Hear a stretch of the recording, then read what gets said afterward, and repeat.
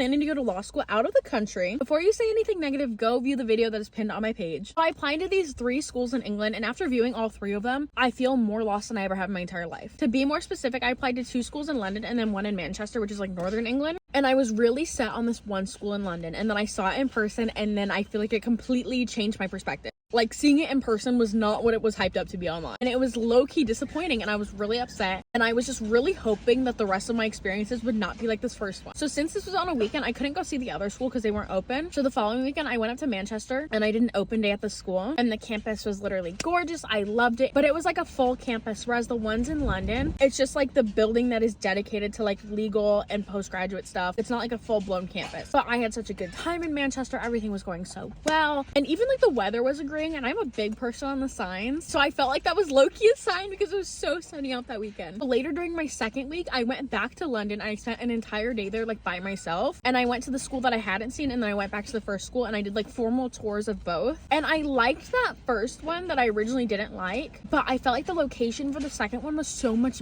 better. And I don't want to base this just like solely on location, but also like I don't want to leave class and not feel safe at night. And I think that's a given for most people. It's so weird though, because during this whole process, I've been like so set on I'm going to London, I'm doing this, blah, blah, blah, London this, London that, like everything about London.